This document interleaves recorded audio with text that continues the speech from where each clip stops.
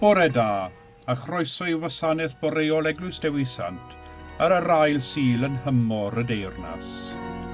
Mae Duw yn llon pob lle, presennol ym mhob man, yn nesaf yw e fe o bawb ac enaid gwan.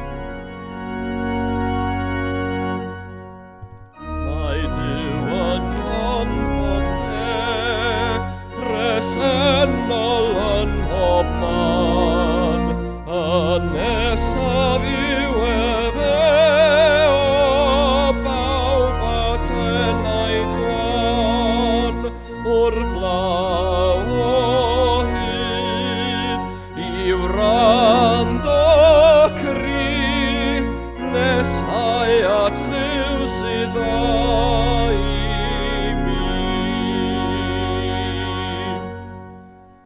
Yr arglwydd sydd yr un maint bod nerfus gyd, anwadalwch dyn yr un yw efo hyd, a graig ni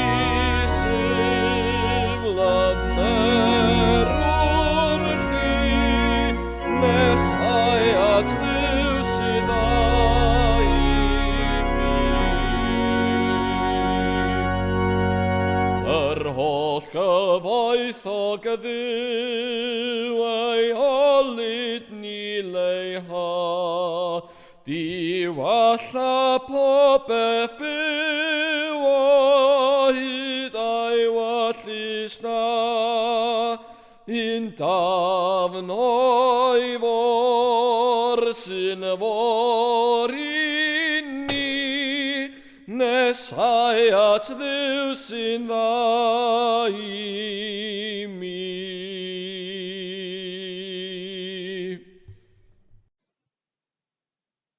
Yn enw'r Tad a'r Mab a'r Ysbryd Glân. Amen. Alleluia, atgyfododd Crist, atgyfododd yn wir. Alleluia. Dad y gogoniant, sanctaidd a thragwyddol, edrych arnom yn awr mewn gallu a thregaredd, bydded i'th nerth o'r chfygu ein gwendid, i'th lewyrch o leo ein dallineb, ac i'th ysbryd ein denu at y cariad hwnnw, sy'n cael ei ddangos a'i gynnig i ni gan dy fab, ein gwaredwr Iesu Grist. Amen.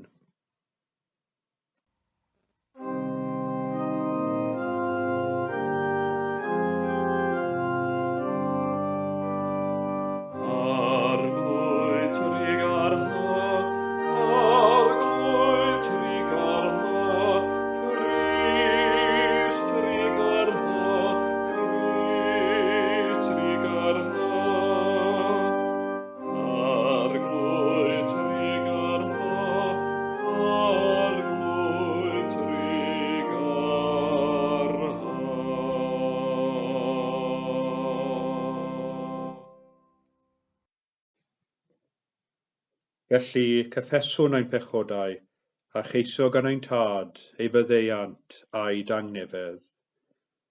Dad nefol, yr ydym wedi pechu ar feddwl gair a gweithred, a heb wneud yr hyn a ddylem. Mae'n wir ddrwg gennym, ac yr ydym o ddifrif yn edifarhau. Mwyn dy fab Iesu Grist a fi farw drosom, meddaiain i'r cwbwlaeth heibio, ac arwain ni yn ei ffordd ef, i gerdded fel plant y goleuni. Amen. Yr holl alluog Dduw sy'n maddau i bawb sy'n wir a difeiriol, a drigyrhau wrthych a chryddhau o bechod, a'ch cadarnhau mewn daioni, a'ch cadw yn y bywyd rhagwyddol, trwy Iesu Grist ein harglwydd. Amen.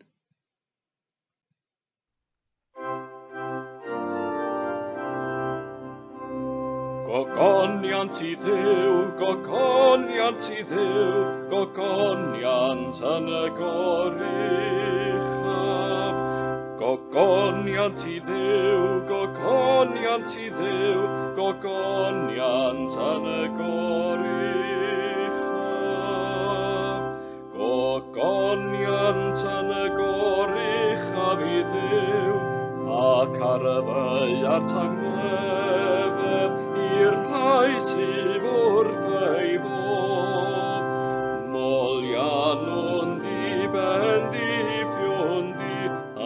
volwn di gogonefwn di, diolchwn i ti am dy fawr ogoniant, arglwydd Dduw frenin nefol, Dduw dad holl a lluog. O arglwydd unig mab Iesu Grist, o arglwydd Dduw oen Dduw, mab y tad, sy'n dwyn amaeth bechod y byd, trig ar hawr ddim, trig ar hawr ddim, tydi sy'n eistedd ar fy heilaw Dduw dad, derbyn ein gweddi, derbyn ein gweddi. Oherwydd ti yn unig sy'n sanctaidd, ti yn unig yw'r arglwydd, ti yn unig o Grist gyda'r ysbryd glân, sydd orych am yng ngogoniant Dduw dad. Gogoniant i Dduw, gogoniant i Dduw, gogoniant yn y goruchaf. Amen.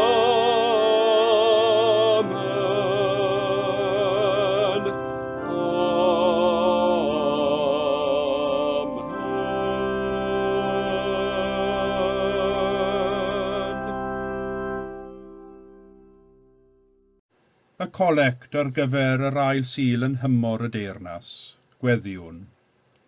O lluog dad, dewyllus yw adfer pob peth yn danwyl fab brenin pawb. Lliwia galonnau y meddyliau pawb sydd mewn awdurdod, a dŵg deuluoedd ac yn hedloedd, a wahanwyd ac arannwyd gan anrhaith pechod, i fod dan ei lywodraeth gyfiawn a thyner ef. Cyniata hyn mwyn dy fab Iesu Grist, i'r hwn gyda thydi ar ysbryd glân, y bo'r Teyrnas, y gallu a'r gogoniant, yn oes oesoedd. Amen. Daw'r darlleniad o lyfr Jona, y 3 bennod. Yna daeth gair yr arglwydd at Jona yr eildro a dweud, Cod, dos i Nineve, y ddinas fawr, a llefara wrthi y neges a ddywedaf i wrthyt.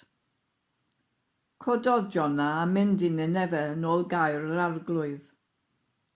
Yr oedd Nineve yn ddinas fawr iawn, yn daith tridiau ar ei thraws. Yna dechreuodd Jona fynd trwy'r ddinas, ac wedi mynd daith un diwrnod, cyhoeddodd. Ymhen 20 diwrnod, fe ddymchweli'r Nineve. Credodd pobl Nineve yn niw, a chyhoeddasant ympryd a gwisgo sach liain, o'r mwyaf hyd y lleiaf ohonynt. Pan welodd Duw beth ar wnaethant, a'i bod wedi troi o'i ffurf rygionus, edifyrhaodd am y drwg y bwriadodd ei wneud iddynt, ac nis gwnaeth.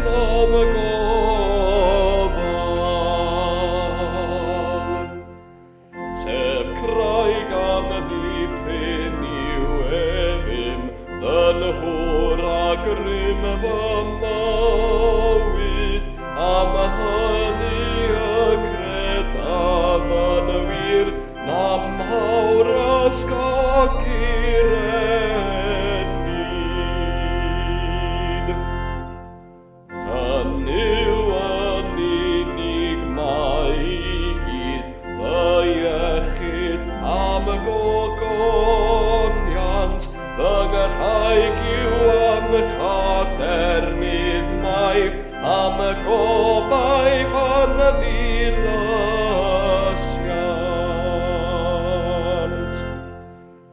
O arglwydd ti hefyd a fef drigaredd a dau honni, i bawb dan gwmpas o'i brynfaif, yn ôl a'i laeth a teli.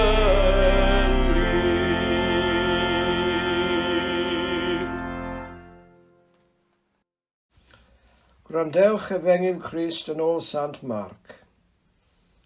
Wedi i Ioan gael ei garcharu, daeth Iesu i Galilea, gan gyhoeddi Efengyl Duw a dwaed, y mae'r amser wedi ei gyflawni, ac mae Teyrnas Dduw wedi dod yn agos. Edifarhewch a chredwch yr Efengyl. Wrth gerdded ar lan môr Galilea, gwelodd Iesu Simon a'i frawd Andreas yn bwrw rhwyd i'r môr, pysgotwyr oeddent. Dywedodd Iesu wrthynt, dewch ar fy ôl i, ac fe gwnaf yn bysgotwyr dynion. Ac adalsant a'i rhwydau ar unwaith a'i ganlyn ef. Wedi iddo fynd ymlaen ychydig, gwelodd Iago, fab Sebedais, ac Ioan a'i frawd, yr oeddent wrthi'n cyweirio'r rhwydau yn y cwch. Galwodd chwythau ar unwaith, a chan adael ei tad Sebedais yn y cwch gyda'r gweision, aethant ymaith ar ei ôl ef. Dyma Efengyl yr Arglwydd. Dywedodd Iesu, a mae'r amser wedi ei gyflawni, ac mae Teyrnas Dduw wedi dod yn agos, edifarhewch a chredwch yr Efengyl. Y 15fed adnod o'r bennod gyntaf o'r Efengyl yn ôl Sant Marc. Mae'n rhyfedd, fel mae'r darlleniad o'r Efengyl heddiw, yn mynd â ni yn ôl i ddechreuad gweinidogaeth Iesu yn Efengyl Marc, yn enwedig wrth i ni ystyried ein bod yn nesau at ddiwedd y flwyddyn eglwysig ac wedi bod yn teithio trwy Efengyl Marc am bron i flwyddyn bellach.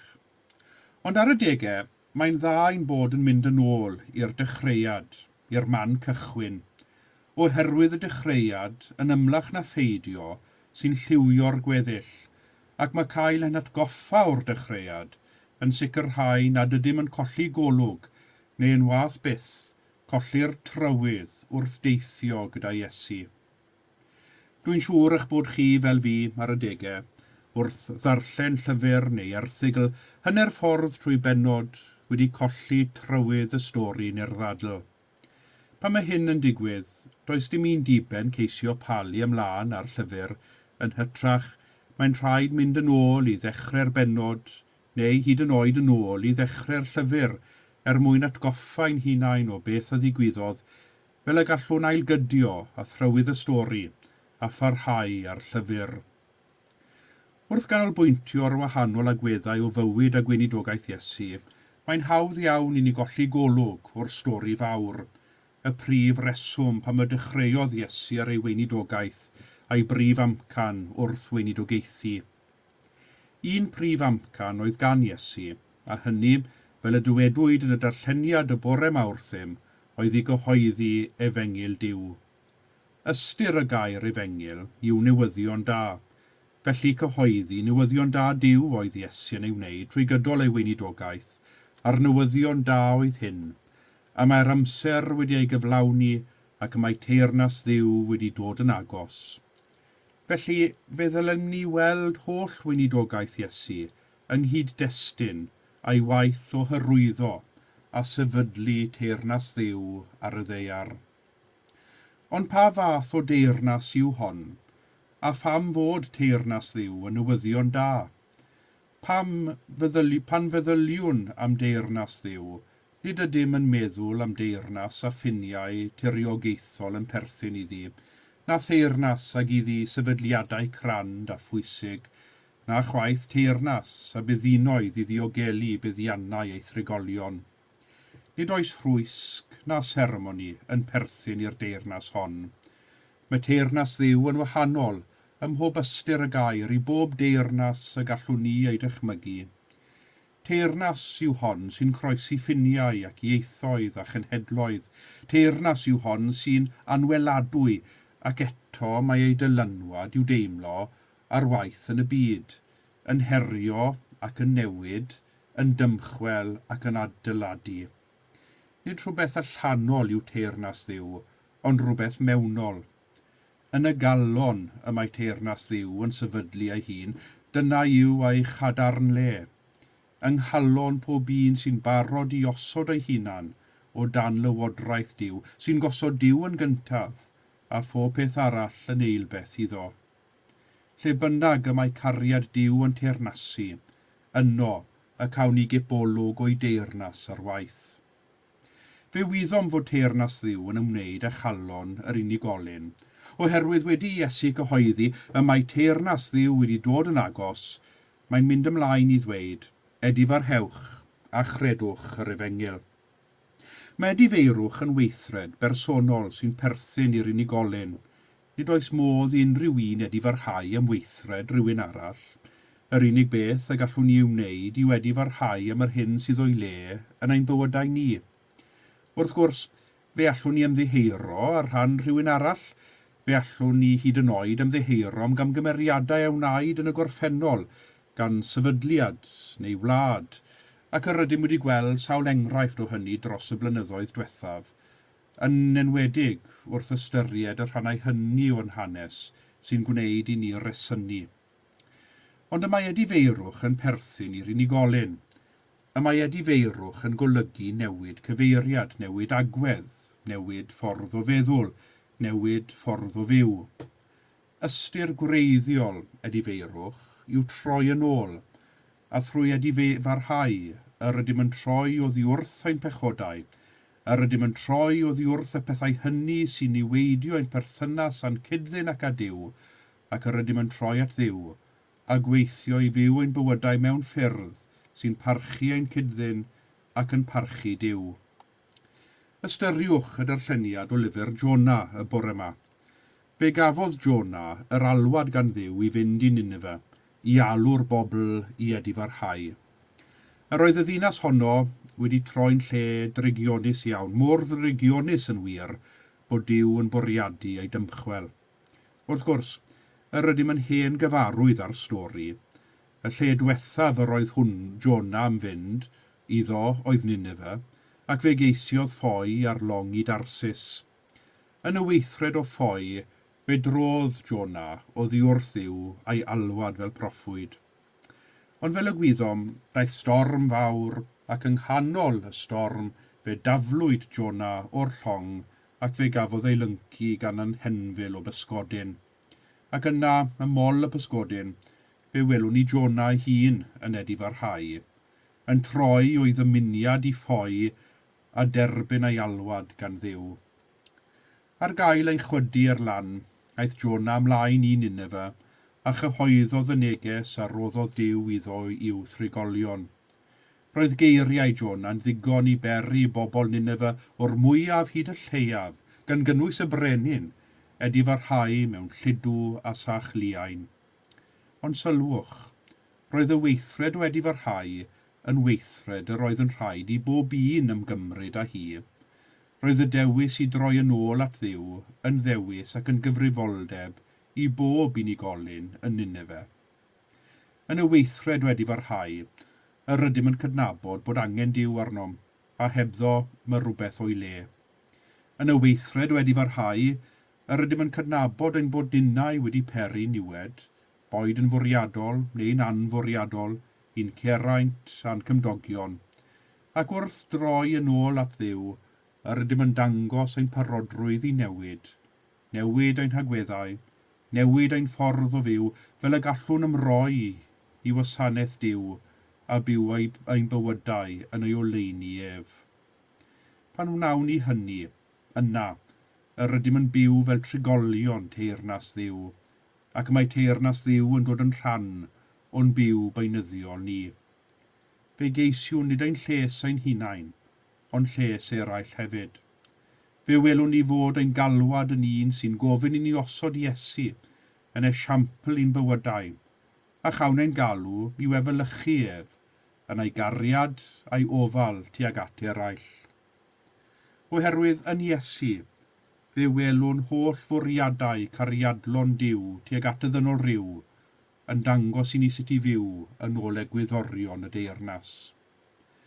Pan alwodd Iesu Seimon Pedr a'i frawd Andreas, a Iago ac Ioan feibion Zebedeus ar geiriau dewch ar fy ôl i, roedd yn rhaid i'r 4 ohonynt adael eu hen fywydau a'i ffordd o fyw mwyn ei ganlyn, gadawsant eu rhwydau ar unwaith a'i ganlyn ef. Nid oedd yn ddewis hawdd i'r 4 dyn, dwi'n siŵr, gadael yr hyn a oedd yn gyfarwydd ac yn gyffyrddus i ganlyn Iesu. Ond wrth droi at Iesu, roedd yn rhaid iddynt adael eu hen fywydau mwyn cymryd gafel yn ei bywydau newydd yng nghwmni Iesu a dysgu byw yng ngoleuni Teyrnas Dduw.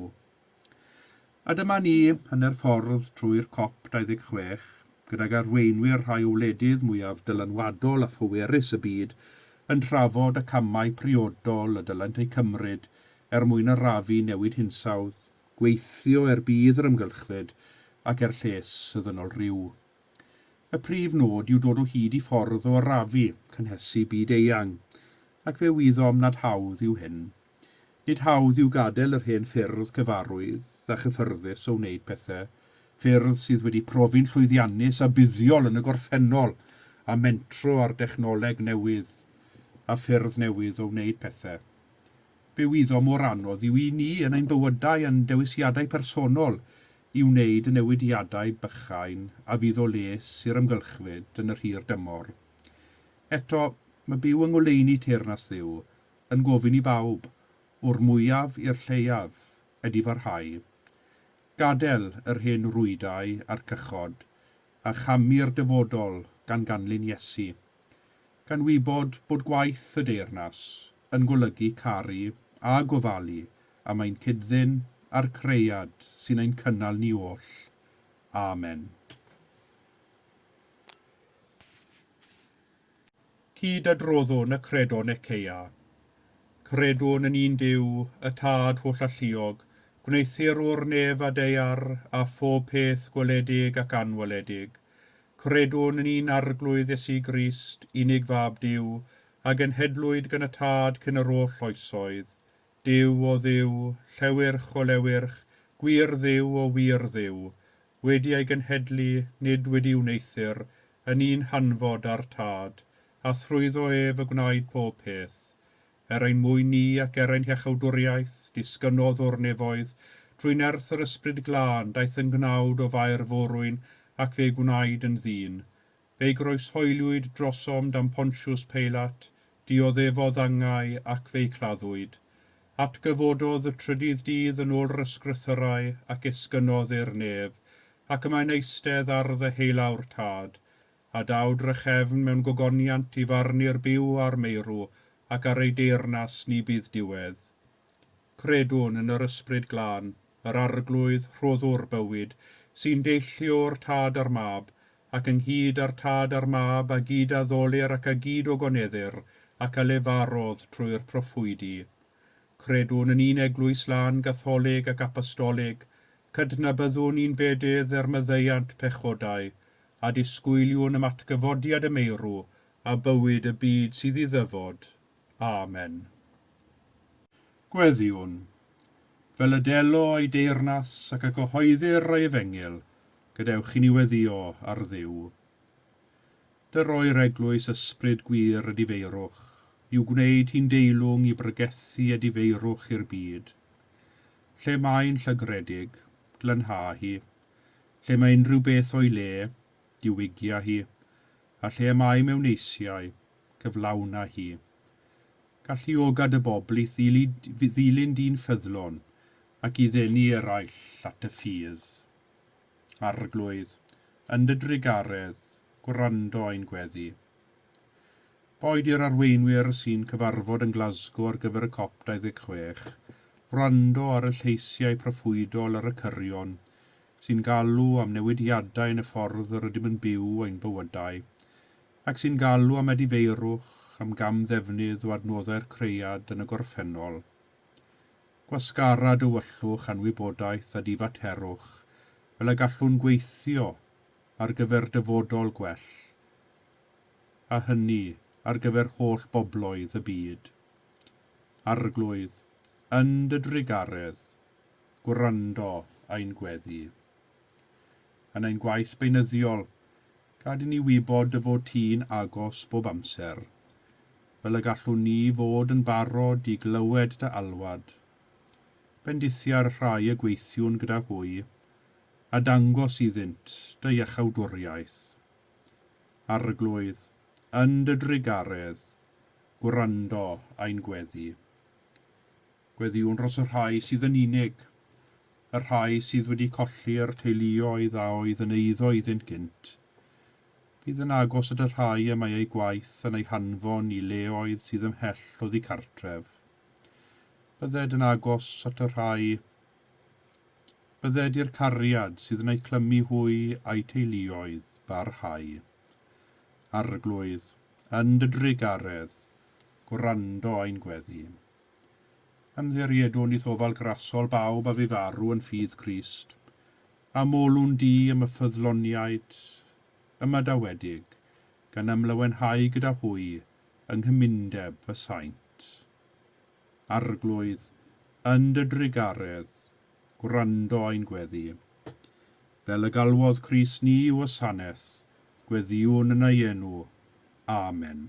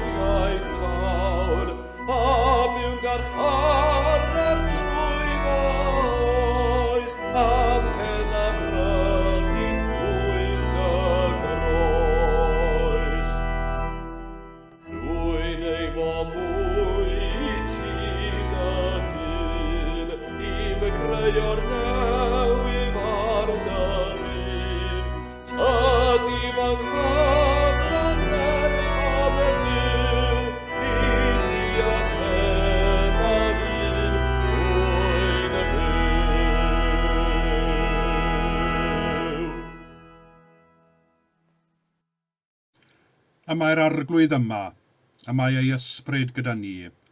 Dyrchefwch eich calonnau, yr ydym yn ei dyrchafu at yr arglwydd. Diolchwn i'r arglwydd ein Duw, iawn i'w roi ein diolch a'n clod. Iawn yn wir ein dyletswydd yn llawenydd bob amser ac ym mhob lle, yw diolch i ti, Dad Sanctaidd, holl alluog a bethfiwiol Dduw, trwy Iesu Grist ein harglwydd, sy'n arglwydd ar yr holl greadigaeth, fel o boedd o gyflwyno i ti, deyrnas fyd eang a thragwyddol, teyrnas bywyd a gwirionedd, teyrnas gras a sancteiddrwydd, teyrnas cyfiawnder a chariad a thangnefedd. Felly, gyda llir ynghylion a holl gwmpain i'r nef, cyhoeddwn o goniant dy enw ac ymuno â hwy yn ei hemyn di derfyn o fawl.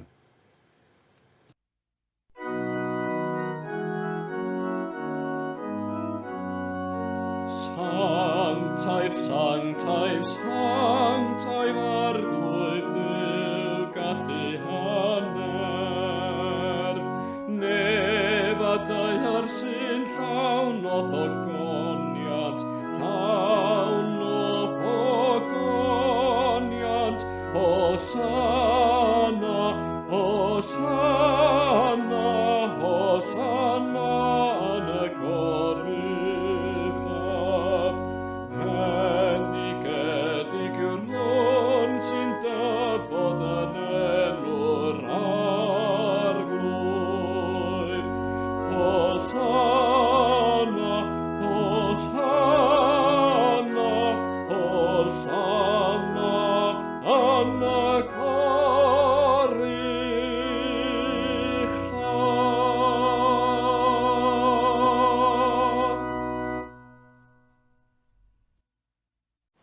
Cofiwn am ein harglwydd Iesu Grist, yn sefydlu'r swper olaf, ar y noson honno y bradychwyd ef, ar y noson cyn a'i groes hoeliad. Dyma dywed Sant Paul wrthym. Oherwydd fe dderbyniais i oddi wrth yr arglwydd, yr hyn hefyd a droddodais i chwi, i'r arglwydd Iesu, y nos y bradychwyd ef, gymryd bara, ac wedi ddoddiolch fe'i torodd a dweud, hwn yw fy nghorff, sydd er eich mwyn chwi, gwnewch hyn cof amdanaf. Yr un modd hefyd fe gymerodd y cwpan, ar ôl swper gan ddweud, y cwpan hwn yw'r cyfamod newydd yn fy ngwaed i. Gwnewch hyn bob tro ar ryfwch ef, cof amdanaf. Oherwydd bob tro y byddwch yn bwyta'r bara hwn ac yn yfed y cwpan hwn, yr ydych yn gyhoeddi marwolaeth yr arglwydd hyd nes y daw. Fel y dysgodd ein hiechawdwr ni, gweddiwn yn hyderus. Ein tad, yr hwnnwyt yn y nefoedd, sancteiddiau'r denw, deled y Teyrnas, gwneler dewyllus, megis yn y nef, felly ar y ddeiar hefyd. Dyroi ni heddiw ein bara beinyddiol, a maddau ni ein dyledion, fel y myddeiw nina i'n dyledwyr, ac nac arwai ni brofedigaeth, eithir gwared ni rhag drwg, gan is eiddot ti o'r Teyrnas, a'r gallu a'r gogoniant, yn oes oesoedd. Amen. A chymerwn ened i fyfyrio ar y cymyn bendigaid, ac ar o'r chymyn Iesu, gwnewch hyn cof amdanaf.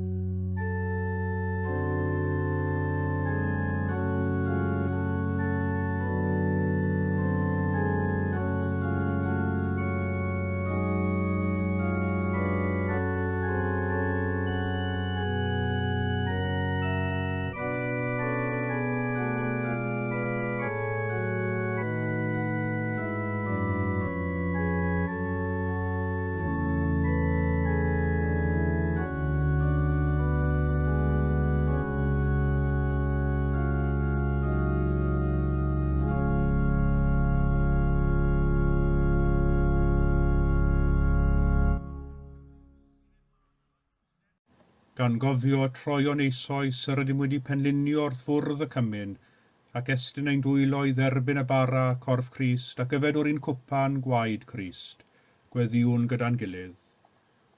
O wynfededig arglwydd mewn undod ath holl bobl ffyddlon ledled y byd, ger bron pob allor yn Eglwys lle dethlir yr Iwcharist, dymunwn offrymu ti fawl a diolch.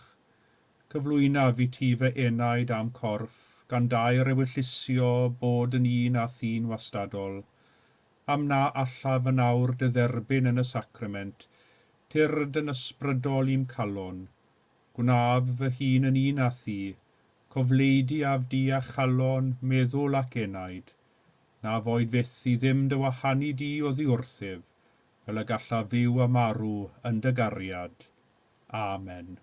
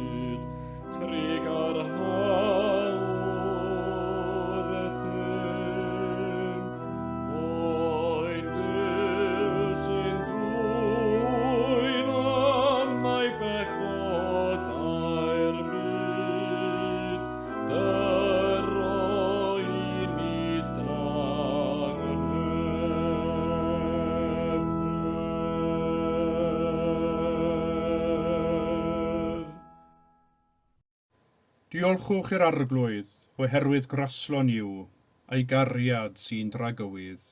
Cydweddiwn. Cydweddiwn, Dduw tangnefedd, y cyhoeddodd dy fab Iesu Grist y Teyrnas ac adfer y drylliedig i gyfanrwydd bywyd. Edrych yn dosturiol ar ring y byd, a bydded i ti trwy dy nerth i a chaol, gyfannu'r bobloedd a'r cenhedloedd, trwy ein harglwydd a'n gwaredwr Iesu Grist. Amen.